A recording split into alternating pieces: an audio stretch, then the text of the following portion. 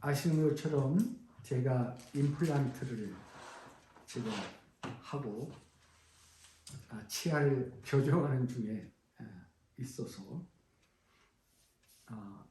여러분이 감안하셔서 말하는 사람도 힘들지만 듣는 사람도 쉽지 않으리라고 생각을 합니다. 그 대신 제가 조금 짧게 할 겁니다.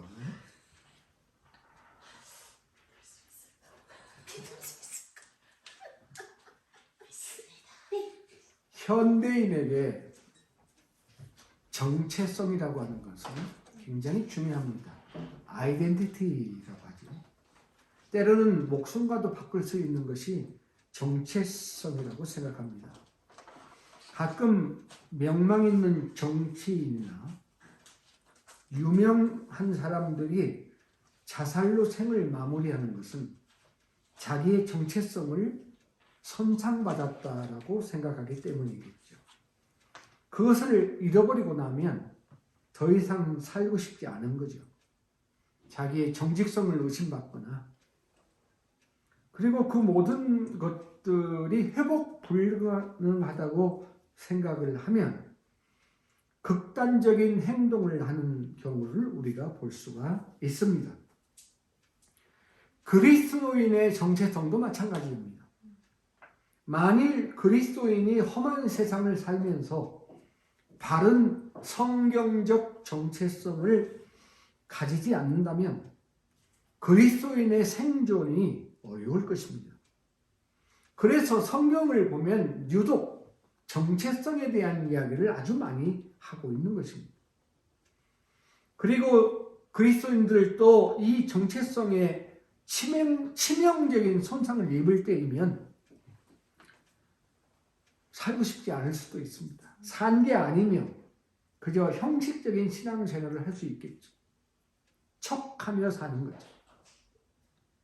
사도 바울이 로마서 7장 24절에서 오라 나는 곤고한 사람이로다 이 사망의 몸에서 누가 나를 건져내랴 라고 한 것은 그러한 정체성의 혼돈에서 나온 말이라고 할 수도 있겠습니다. 에베소서 5장에서 우리는 두 가지 정체성을 볼 수 있습니다. 하나는 이미 봤는데요. 5장 1절에 우리는 하나님의 사랑받는 자녀다라는 정체성입니다. 또 하나의 정체성이 오늘 나오는데 8절에 있는 너희는 주 안에서 빛이다 라고 하는 말씀입니다. 이 진술은 어떤 의미에서 우리에게 충격적인 거예요. 내가 하나님의 사랑받는 자녀라고 하는 말씀 정도는 내가 받아들일 수 있겠는데 내가 주님 안에서 빛이라니 부담되고 그리고 약간 회의적인 생각이 들 수도 있겠습니다. 5장 2절의 말씀을 보면 우리를 위하여 자신을 버리사 향기로운 제물과 희생 제물로 하나님께 드리셨다. 예수님이 하신 거죠. 그걸 보면 예수님의 사랑을 믿을 수가 있고 사랑받는 자녀라고 하는 정체성 정도는 가질 수 있겠는데 우리를 주님 안에서 빛이라고 하니 우리가 그런 정체성을 가져도 괜찮을까? 자신이 없는데 라고 생각할 수도 있겠습니다. 오늘은 이 정체성 문제를 다루고자 하는 것입니다. 사도 바울은 이 정체성을 우리에게 말했고 그것을 우리의 삶에 어떻게 연결하기를 원하는지 오늘 말씀을 통해서 보려고 합니다. 오늘 말씀에는 몇 가지 교훈이 있다고 생각해요. 첫째는 정체성이 행동으로 우리를 이끈다라고 하는 것입니다. 정체성은 정체성에서 끝나는 게 아니라 그 정체성이 우리 행동을 만들어낸다 그런 말입니다. 에베소서에서 우리는 정체성에 대한 이야기를 많이 했습니다. 특별히 그리스도인의 7가지 정체성 2장 19절부터 22절에서 금년 2월 18일 주일날 제가 그리스도인의 7가지 정체성에 대해서 얘기를 했습니다. 그 7가지 중에는 2가지는 소극적 정체성이 아니다 정체성이고 5가지는 긍정적 정체성에 대해서 얘기했던 거 기억하십니까? 아니다 정체성은 나는 의인도 아니고 나는 나그네도 아니다. 나는 포리기너스도 아니고 나는 에일리언스도 아니다 라고 하는 말씀했습니다. 우리가 교회에 다니면서 나는 의인이다, 나는 나그네다, 교회를 나그네로 다니면 안 됩니다. 교회에서 제외된 의인으로 에일리언스로 살면 안 되죠. 그런 정체성은 안 된다. 그 다음에 5가지 정체성이 뭐였냐면은 우리는 하늘나라 시민이고 하나님의 권속이고 우리는 사도들과 선지자의 터 위에서 놀아야 될 그런 사람들이고 우리는 서로 연결되어야 가치가 있는 건물이고 그리고 계속 자라나는 성전이다 하는 그런 교회 정체성 혹은 교인 정체성에 대한 이야기를 한 적이 있습니다. 이런 정체성을 우리가 가진다면 우리 그리스도인의 삶을 강하게 합니다. 교회에 잘 적응할 수 있습니다. 하나 되게 할 수가 있는 것입니다. 그런데 2장을 지나서 우리가 오늘 5장에 왔는데 5장에 들어와서 바울은 2가지의 정체성을 말하면서 그것을 삶에 연결시킵니다. 어떻게 연결시키냐면 예를 들면 5장 1절에서 보면은 우리가 사랑받는 자녀라는 정체성을 강조한 다음에 그것을 삶으로 이렇게 연결합니다. 너희도 사랑 가운데서 행하라 라고 얘기합니다. 그냥 사랑 가운데서 행하라 이렇게 우리에게 한 것이 아닙니다. 먼저 너희가 하나님의 사랑받는 자녀라는 자화상을 가지게 한 다음에 그러므로 사랑 가운데서 행하세요 라고 얘기하면 훨씬 더 실제적이 되는 것입니다. 오늘의 말씀인 우리가 주 안에서 빛이라는 말씀도 이와 동일합니다. 바울은 이 말씀을 하면서 이어서 뭐라고 말하냐면 빛의 자녀들처럼 행하라 이렇게 이어지는 것입니다. 빛의 자녀가 아니라면 내가 빛의 자녀라는 확신이 없다면 내가 어떻게 빛의 자녀처럼 행할 수가 있겠습니까? 정체성이 우리를 행동으로 이끄는 것입니다. 아주 멋진 것입니다. 이게 바울의 심리학입니다. 그리고 사실 이것이 옳습니다. 우리는 무엇을 행해서 그렇게 되는 것이 아니라 하나님이 되게 만들어 주셔서 그것을 행하게 하시는 참 하나님의 놀라운 방법이 여기에 있다는 것을 알아야 된다는 것입니다. 그러나 많은 그리스도인들은 확신을 가지지 못하고 신앙생활을 할 수가 있습니다. 왜 그들은 스스로를 빛의 자녀라는 확신을 가지지 못하고 있을까요? 아마도 그것은 관점을 자기 자신에게 두기 때문에 그렇습니다. 우리는 관점을 자기에게 두지 말고 하나님에게 두어야 합니다. 우리가 빛의 자녀라고 하는 것은 하나님의 관점입니다.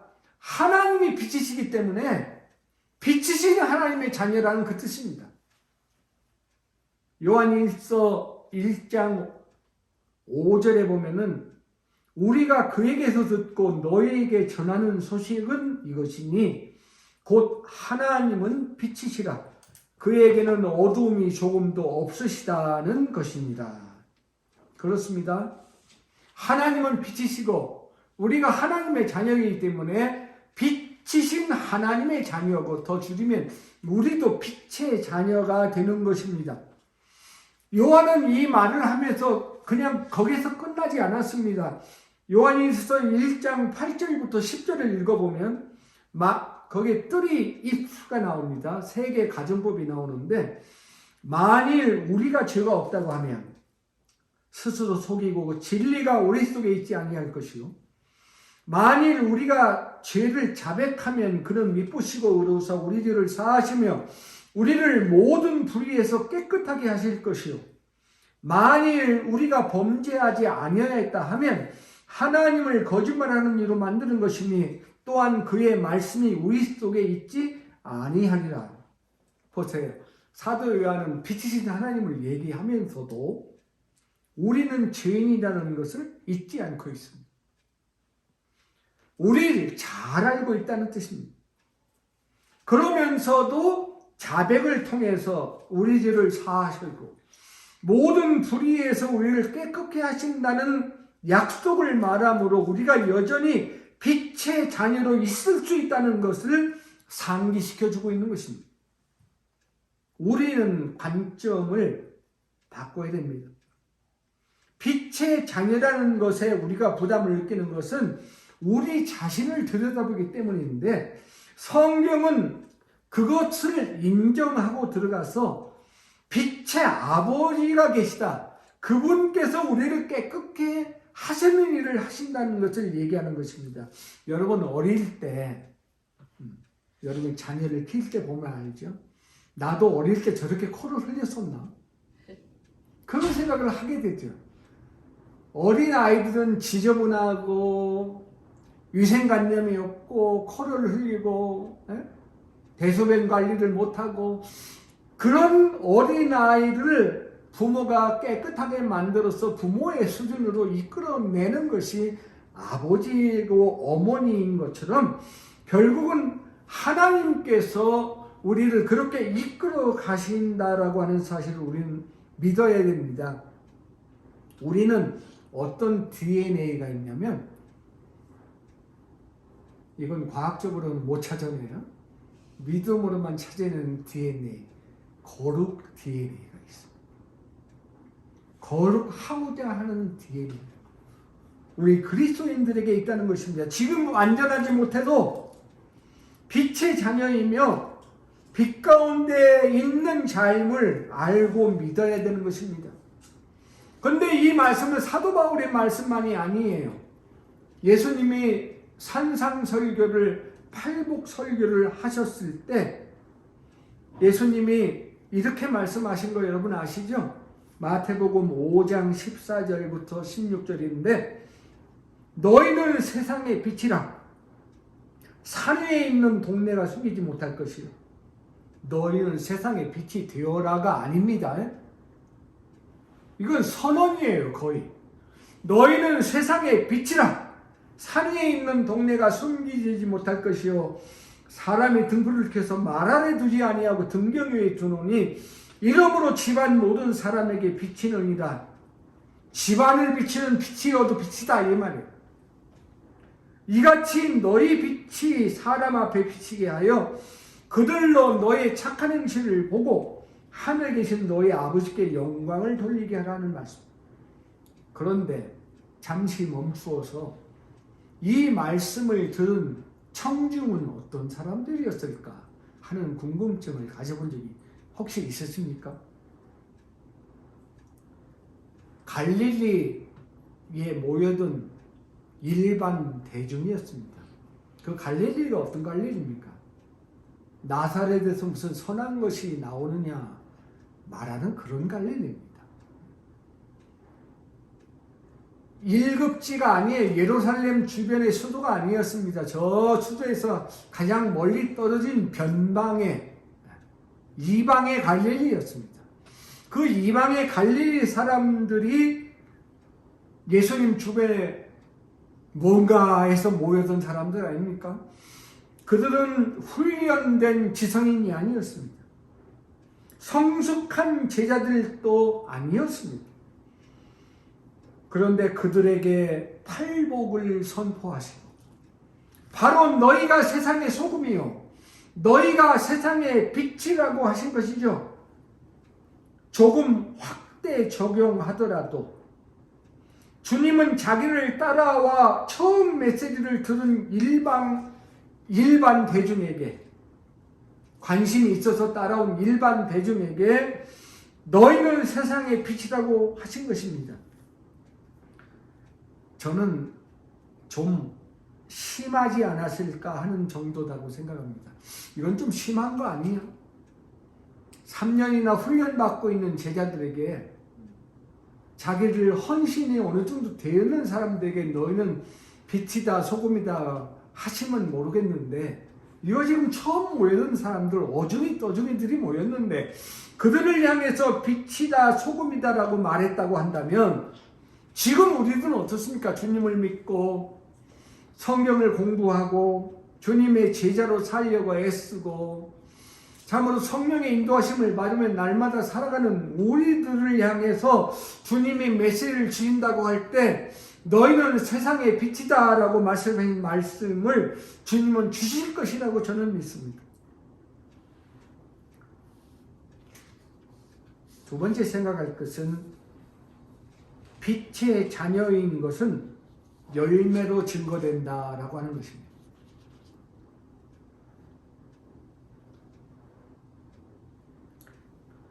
내가 빛의 자녀인가 아닌가 하는 것은 열매로 증거한다 하는 거예요. 이게 판별법입니다. 내가 빛인지 아닌지 아는 방법이 있습니다. 그것은 의외로 어렵지 않다는 겁니다. 열매입니다. 열매로 그것을 안다는 것입니다. 사실은 이것은 매우 자연스러운 겁니다. 나무를 생각해 보세요. 나무 중에서 과일 나무를 뭐라고 그러죠? 유실수라고 얘기를 합니다. 유실수를 여러분이 처음 보면 압니까? 모르지요.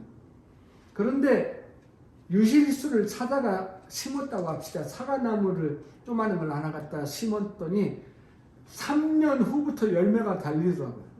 그런데 사과나무라고 써있어서 사과나무인 줄 알았지, 안 써놨으면 사과나무인 줄 모르죠? 어떻게 합니까? 열매를 보면 알게 되는 거죠. 네. 모든 과일 나무는 열매로 압니다. 우리가 모르는 나무가 어떤 나무인지 알려면 조금만 한 계절만 기다려보면 압니다. 열매가 많을 것이기 때문에. 유실수가 아닌 초목들도 플랜트도 씨라는 열매를 맺습니다. 꽃이라는 열매를 맺습니다. 심지어는 잔디들조차도 씨를 맺습니다. 빨리 맺어요, 잔디들이. 깎을 줄 아나 봐. 그래가지고 깎기 전에 열매가 올라와요. 열매부터 올라와요. 제가 잔디를 많이 깎아봤어요. 어떤 식물은 자라자마자 씨를 생산하기 위해 꽃을 피웁니다. 그리고 그 씨를 보면 그게 어떤 플랜트인지 종류를 알게 됩니다.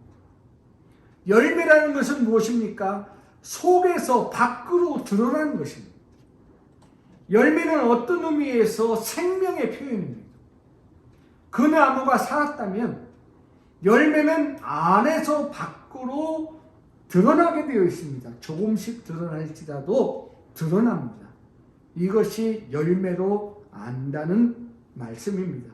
맺히지 않을 수가 없다는 것입니다. 안 맺히면 죽은 것입니다. 만일 우리가 빛의 자녀라고 한다면 하나님 아버지만큼은 아니지만 우리도 빛을 가지고 있을 뿐 아니라 빛의 열매를 맺고 있다고 하는 사실을 인정해야 할 것입니다. 어떤 열매일까요? 사도 바울은 세 가지 열매를 오늘 본문에서 얘기하고 있습니다. 착함, 의로움, 진실함이라고 하는 세 가지 열매입니다. 자, 이 세 가지를 생각해 봅시다. 하나씩. 첫째, 착함. 여러분, 빛을 프리즘에다가 통과해 보면은 어떻게 됩니까? 그 빛이 다양한 컬러로 나오죠? 빨주, 노초, 파남보. 그 7가지 색깔로 나오는 것을 스펙트럼이라고 합니다. 빛을 프리즘에 통과하면 스펙트럼이 나오는 것처럼 빛의 자녀를 프리즘에 비치면 오늘 본문에는 세 가지. 첫째는 착함이라는 것이 나온다. 선함이라고 하는 것이 나옵니다. 영어로 보면 all goodness, all goodness라고 얘기를 합니다. 선함, 착함. 시편 100편 5절에 보면은 여호와는 선하시니 그의 인자하심이 영원하고 그의 성실하심이 대대에 이르리로다. 그렇게 얘기해요. 시편 기자는 여호와의 선하심을 인자하심과 성실하심에서 찾았습니다. 선하다고 하는 것은 인자한 것이다. 선하다고 하는 것은 성실한 것이다 라고 설명을 하고 있는 셈입니다.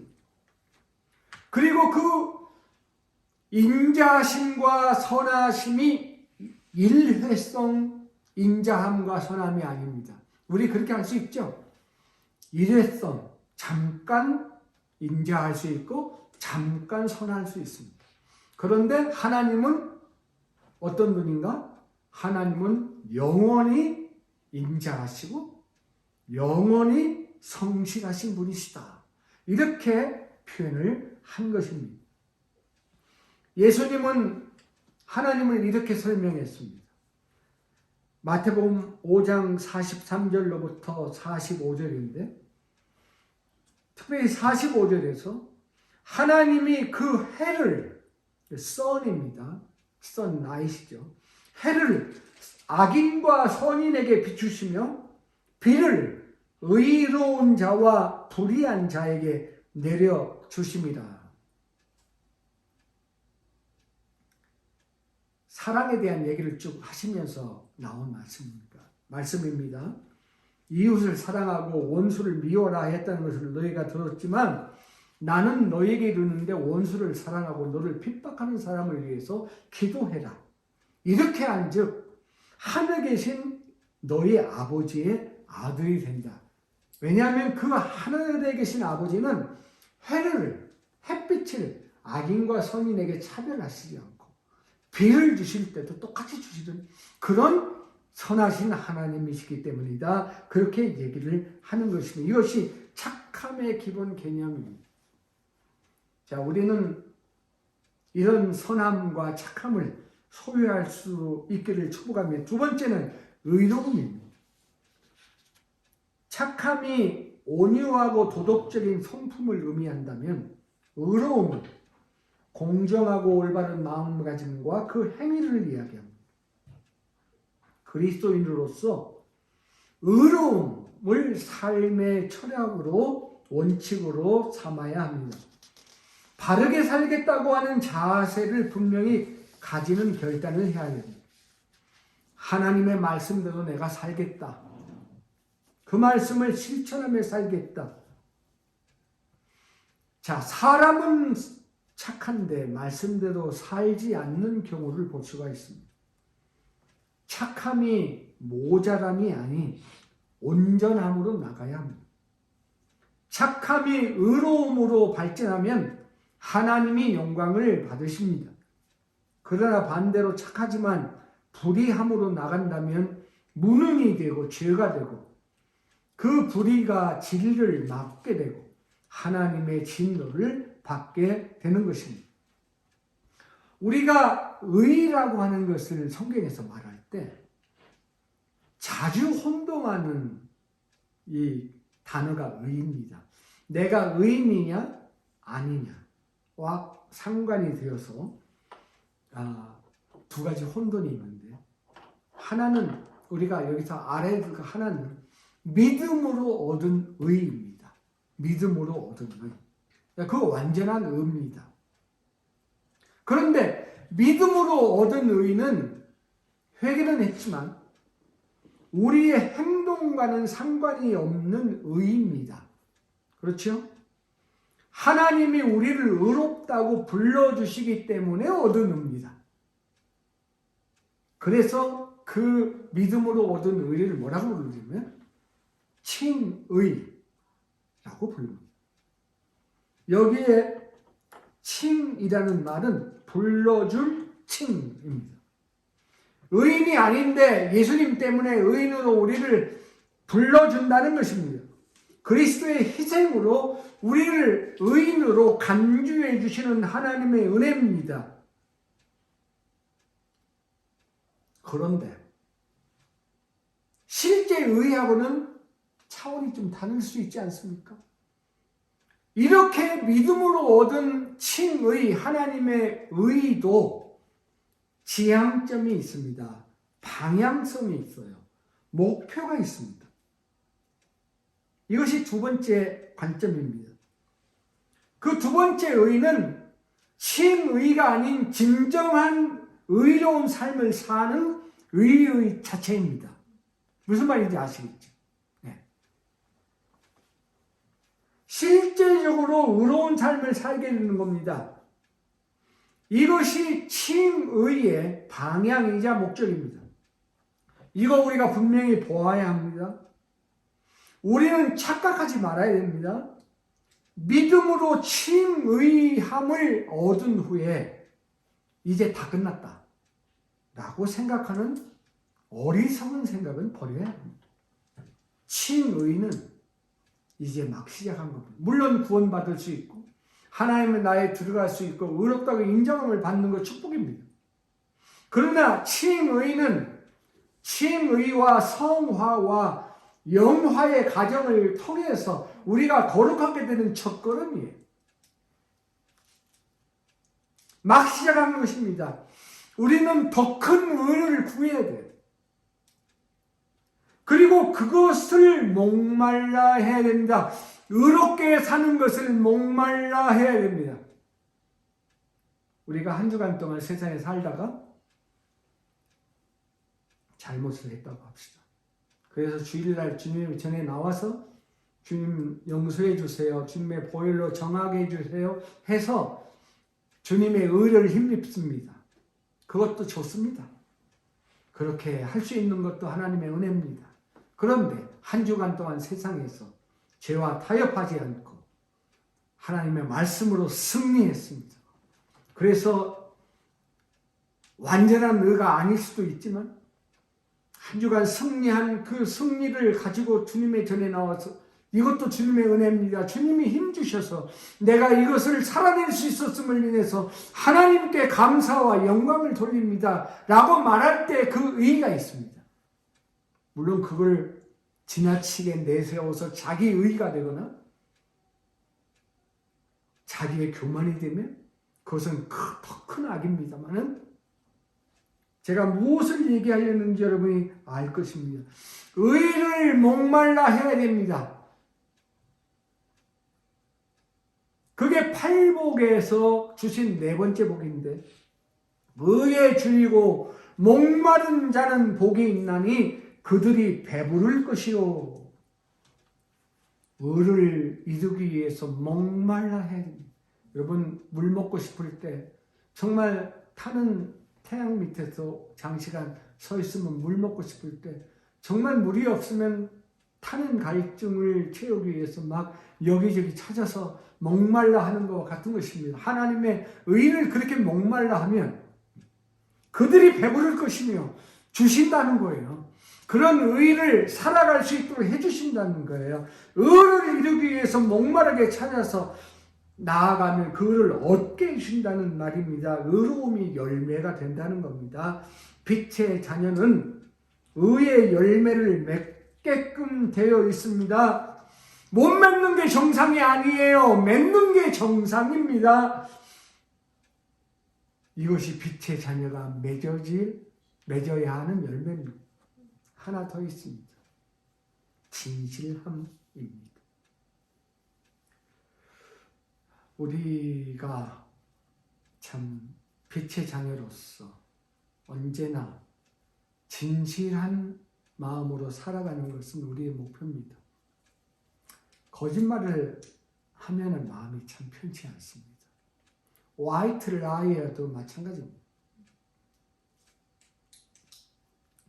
그리스도인의 삶의 특징은 그 안에 속임이 없다는 것입니다. 투명하고 명료해야 합니다. 빛이 비치는 곳에서는 아무것도 감출 수 없는 것 같습니다. 진실이라는 헬라어 공부할 때 제일 먼저 공부한 단어가 이 진리라는 단어였어요. 내가 진실로 너에게 이른다는 말에 거기에 진실이 들어가잖아요. 레고 아멘 아멘. 이 아멘이라는 단어도 있지만 그 알레세이아라고 하는 이 진리라는 단어가 있습니다. 이 단어 진실이라는 단어는 말과 행위에 있어서 정직함을 의미합니다. 말에도 정직하고 행동에도 정직하고. 진실이라는 말이 뭡니까?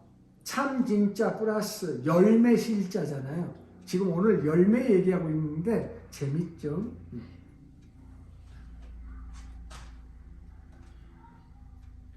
요한일서 3장 18절 9절에 사도 요한은 이렇게 얘기했어요. 자녀들아, 우리가 말과 혀로만 사랑하지 말고 행함과 진실함으로 하자. 이로써 우리가 진리에 속한 줄을 알고 또 우리 마음을 주 앞에서 굳세게 하리니. 예. 정직해야 되는데, 진실해야 되는데, 말에도 진실해야 되고, 특별히 사랑한다는 말에도 정직하고 진실해야 된다라는 말을 하고 있습니다. 말과 혀로만 사랑하는 것을, 그런 비정직함을 버리고 바른 정직함. 주님이 우리를 위해 목숨을 버리신 것을 통해 사랑을 너희들이 알았는데 형제들을 위해서도 마찬가지다. 이 세상의 재물을 가지고 형제의 궁핍함을 보고도 도와줄 마음을 닫으면 하나님의 사랑이 어찌 그 속에 있으리요. 자녀들아, 우리가 말과 혀로만 사랑하지 말고 행함과 진실함으로 하자. 이렇게 말씀을 주신 것입니다. 하나님은 무엇보다도 우리 마음의 진실하심을 원하십니다. 그걸 깨달은 사람이 누구냐면 다윗입니다. 다윗의 참회 시가 시편에 여러 번 나오죠. 그 대표적인 참회 시 중에 하나인 시편 51편을 보면은 시편 51편 4절부터 7절을 읽어보시면 이렇게 되어 있습니다. 내가 주께만 범죄하여 주의 목전에 악을 행하여 싸우니 주께서 말씀하실 때에 의로우시다 하고 주께서 심판하실 때에 순전하시다 하리이다. 내가 죄악 중에서 출생하였으며 어머니가 죄 중에서 나를 잉태하였나이다. 보소서, 주께서는 중심이 진실하심을 원하시오니 내게 지혜를 가르치리이다. 우세를 쳐로 나를 정결케 하소서. 내가 정하리이다. 나의 죄를 씻어주소서. 내가 눈보다히리이다.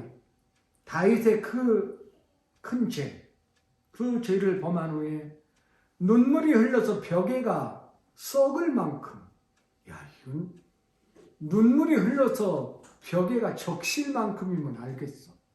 그런데 그 벽에게 썩을 만큼 회개를 했는데, 그러면서 다윗이 하는 말이 뭡니까? 제가 압니다. 주님은 중심의 진실하심을 원하시는 하나님이십니다. 우리가 왜 진실해야 됩니까? 진실이 하게 살면 남의 칭찬을 받을 수 있습니까? 진실하게 살면 나 스스로 자존감이 올라갑니까? 아닙니다. 내가 진실하게 사는 이유는, 내가 진실함을 소유하고 있는 이유는 주님이 원하시기 때문에.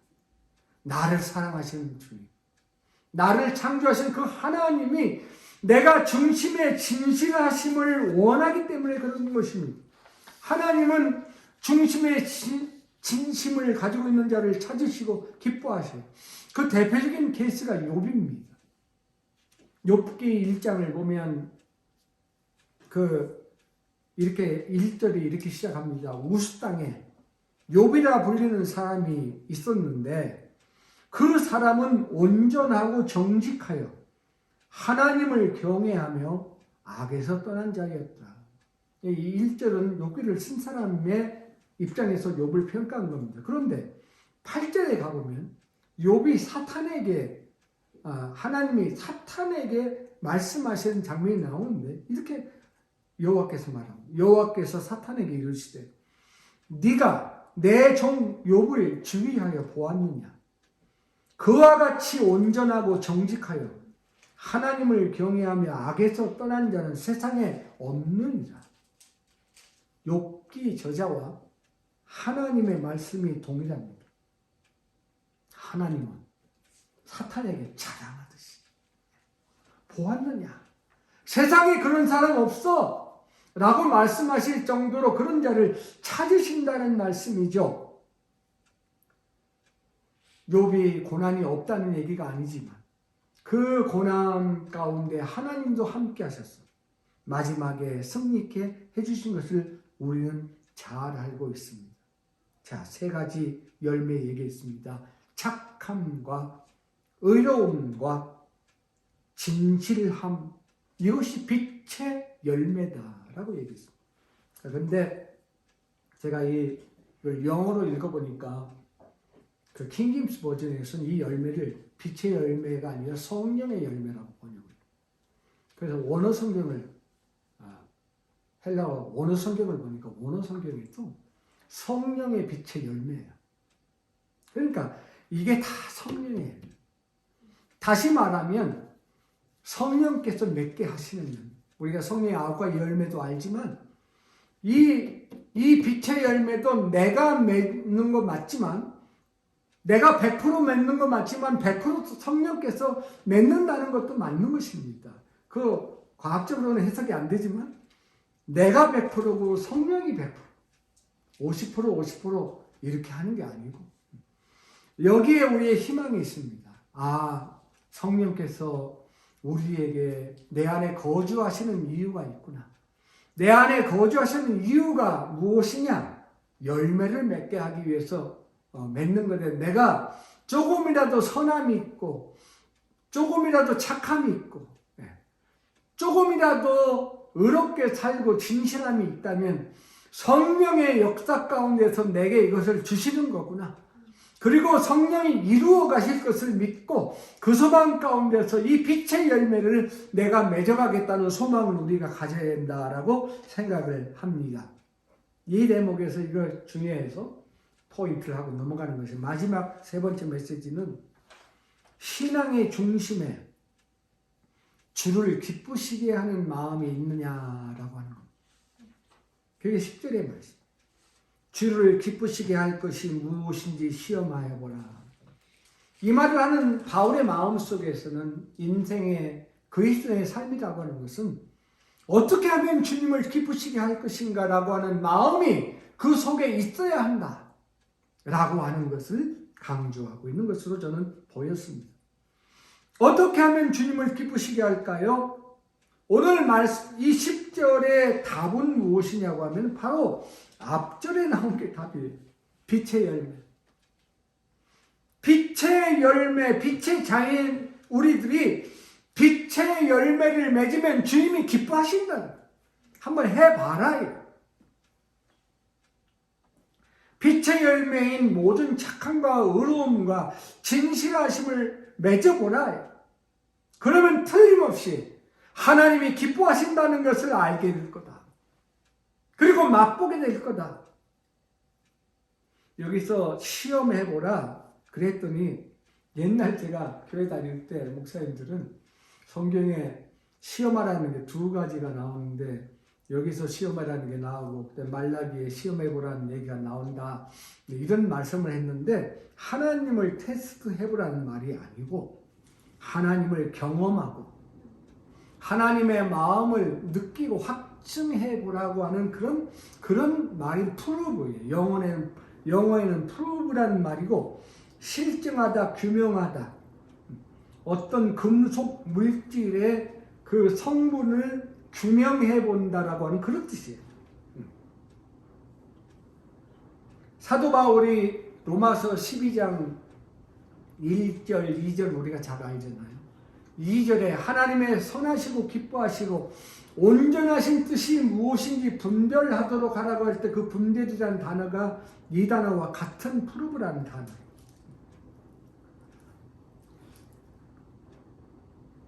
너의 몸을 하나님이 기뻐하시는 산제사로 드리라.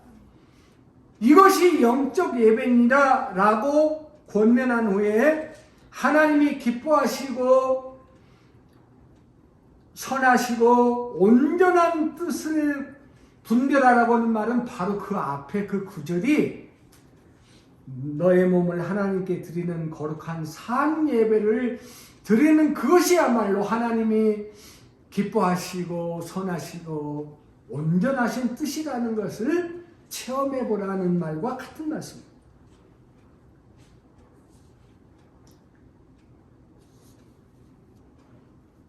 사랑이라고 하는 것은 자기의 유익을 구하지 않고 상대방의 유익을 구하는 거라고 하는 것을 우리가 고린도전서 13장에서 보았습니다.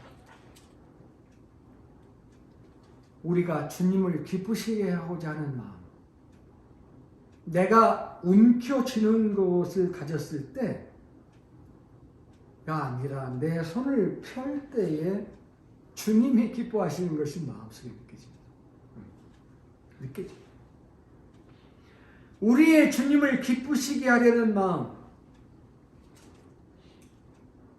주님을 기쁘시게 했을 때 내가 받는 능력, 이게 진정한 우리의 예배요, 진정한 헌신이 될 것입니다. 느헤미야 8장 10절에서 이 구절이 마지막 구절입니다. 느헤미야 8장 10절에서 느헤미야는 이렇게 말했어요. 이날은 우리 주의 성일이니 근심하지 말라. 여호와로 인하여 기뻐하는 것이 너의 힘이니라. 하나님으로 인해서 기뻐하라. 그리고 무화과나무에 소출이 없어도, 감람나무에 소출이 없어도, 포도나무에 열매가 없어도 구원의 하나님을 인해서 기뻐하는 것, 그것이 우리의 힘입니다. 주님을 기뻐하고 주님을 기쁘시게 하는 바로 그 지점에서 주님은 우리에게 새 힘을 주실 줄로 믿습니다. 말씀을 마무리합니다. 우리는 빛의 자녀입니다. 왜요? 하나님의 빛이십니다. 하나님만큼은 빛이 못 되겠지만 우리가 모든 착함과 의로움과 진실함의 열매를 맺어가면서 우리가 평생 맺는 열매입니다. 이거는 한 계절에 맺는 열매가 아니라 이 열매를 맺어가면서 주님이 정말 사랑하고 기뻐하는 하나님의 귀한 종들이 되시기를 주님의 이름으로 축복합니다. 기도하겠습니다. 하나님 아버지, 우리가 빛이신 하나님의 자녀인 것을 보게 하여 주시옵소서. 그리고 빛의 자녀로서 행하게 하여 주시옵소서. 모든 선함과 의로움과 진실함이 우리의 삶의 열매가 되어 세상에 빛을 비추고 우리 아버지인 하나님을 기쁘시게 하는 존재가 되게 하여 주시옵소서. 존귀하신 주님의 이름으로 기도드립니다.